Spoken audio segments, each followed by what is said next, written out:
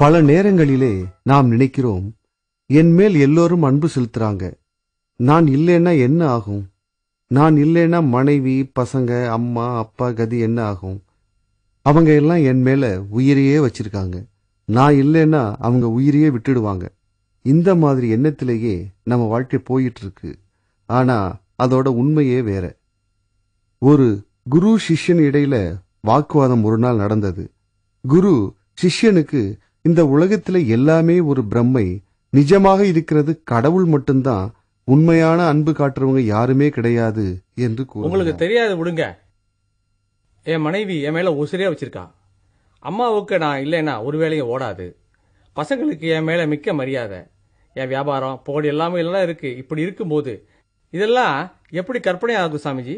உன் மனைவியோட அன்பு, அம்மா அப்பாவோட பிரியம், பசங்களோட மரியாதை எல்லாம் வெறும் பிரம்ம. இதெல்லாம் எப்படி பிரமையாகும் சாமிஜி? தினமும் நடக்கிற இதெல்லாம் என்ன பிரமையா? நானும் அவங்க கூட தான் இத்தனை நாளா இருக்கேன். யார் யார் என்னன்னு நல்லா தெரியும் சாமிஜி. இதெல்லாம் கற்பனை பிரம்ம கனவுன்னு சொல்ல முடியாது. விடுங்க சுவாமிஜி. ஒருவேளை நீங்க சொல்றதெல்லாம் தப்பு நான் நிரூபிச்சிட்டேன்னா என்ன பண்ணுவீங்க? அப்படி ஏதாவது ஆனா கண்டிப்பா உங்க கூட வந்துடுவேன் சாமிஜி. கண்டிப்பா? கண்டிப்பா. நல்லா யோசனை பண்ணி சொல்லுங்க. சன்னியாசியா வேண்டியிருக்கோம். ஆவட்டும் போங்க சாமிஜி. சன்னியாசியாக வேணாம்,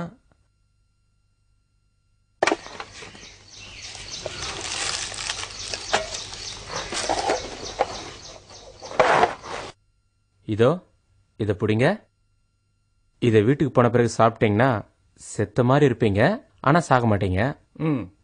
நீங்க செத்துட்டீங்கன்னு தெரிஞ்ச அப்புறம் வீட்டில் யார் யாரு என்ன பேசிக்கிறாங்கன்னு உங்களுக்கு கேட்கும். சரியான நேரத்தில் நான் அங்கே வருவேன். இதுல ஒன்றும் பிரச்சனை இல்லையே சாமிஜி? உயிருக்கு ஒன்றும் பயம் இல்லை. ஏன்னா எனக்கு நிறைய பொறுப்பெல்லாம் இருக்கு சாமிஜி. பரவாயில்ல, பயப்படாதீங்க. போயிட்டு வாங்க, நான் சரியான நேரத்தில் வருவேன். ஆகட்டும் சாமிஜி, நான் போயிட்டு வர்றேன். குரு கொடுத்த மருந்தை சிவநாதன் சாப்பிட்டார். அவர் செத்து போயிட்டார்னு எல்லோரும் நினைக்கிறாங்க.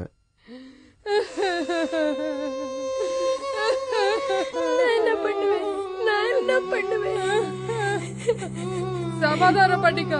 என்ன பண்றது? என்னவோ கர்மம். நான் பாவி. அந்த கடவுள் என்னையே எடுத்துட்டு போயிடலாம்.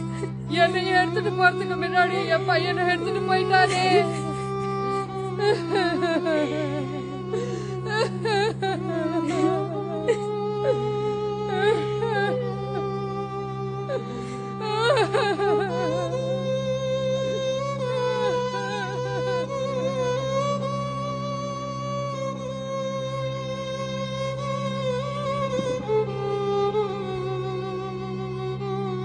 சுவாமிகளே, என்ன அநியாயம்! காலையில நல்லா தானே இருந்தா, எங்கேயோ போயிட்டு வந்தா, அப்புறம் இப்படி ஆயிட்டா. சிவநாதன் இன்னும் உயிரோட தான் இருக்கார். அப்படின்னா என் புருஷனை எப்படியாவது காப்பாத்துங்க. ஆனா இவரை காப்பாத்துறதுல ஒரு பிரச்சனை இருக்கு.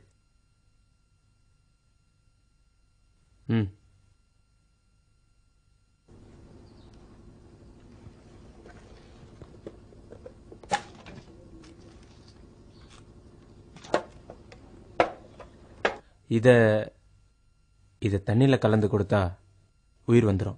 அவ்வளவுதானே, கொடுங்க, நான் கலந்து கொடுக்கறேன். கொஞ்சம் தண்ணி கொடுங்க.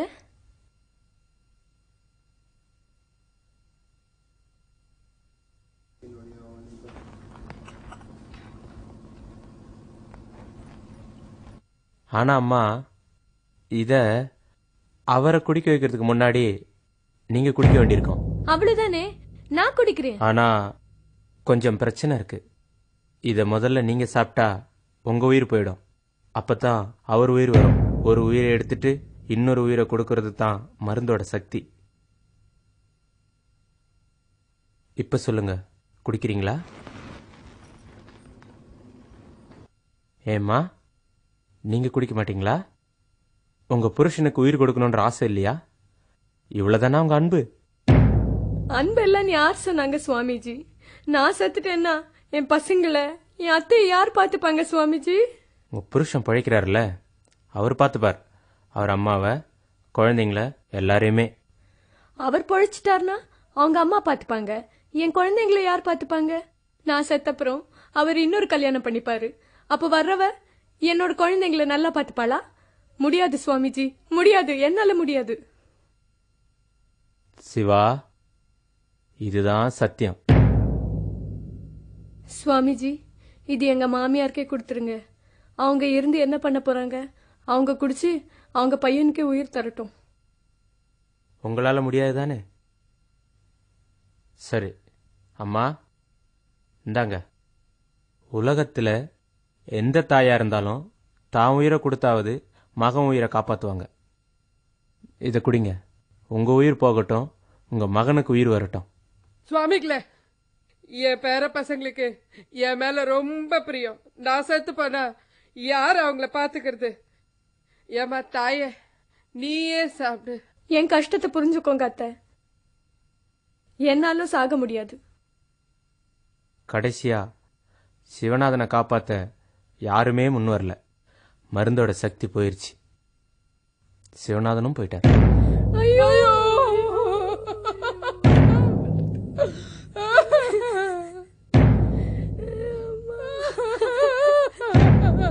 தூக்கிட்டு போங்க.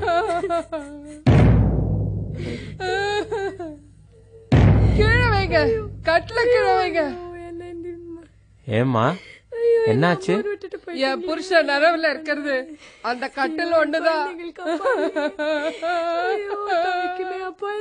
அம்மா, பையனே போனதுக்கு அப்புறம் கட்டிலுக்காக வருத்தப்படுறீங்க. கட்டிலோட எடுங்கப்பா. விட்டு போயிட்டானே, நான் என்ன பண்ணுவேன்?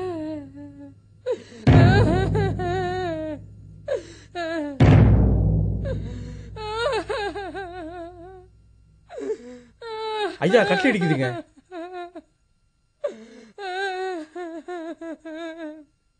வாசக்கால இடிச்சிடுங்க, சுலபமா எடுத்துட்டு போலாம். ஐயோ, வேண்டாம் வேண்டாம், வாசல் உடைக்காதீங்க. அவரும் இல்ல, இதை யார் சரி பாப்பா? அம்மா, உடம்ப தனியா தூக்க முடியாது. கட்டிலோட தான் தூக்கணும். உடம்பு விரைச்சி போச்சு. கட்டில இருந்து உடம்ப தனியா தூக்குனா உடம்புல கை கால் இதெல்லாம் உடைஞ்சிரும். புருஷனுடைய கையை காலை உடைச்சிட்டு அப்புறம் எடுத்துட்டு போலாமா? என்ன வேணா பண்ணுங்க, ஆனா கதவை மட்டும் உடைக்காதீங்க.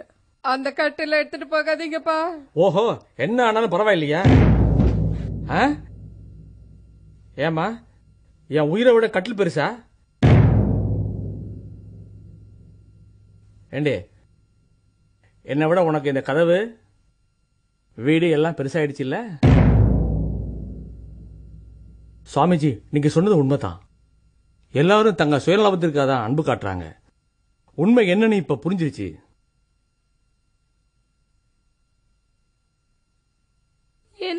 சிவா, நில்லுடா.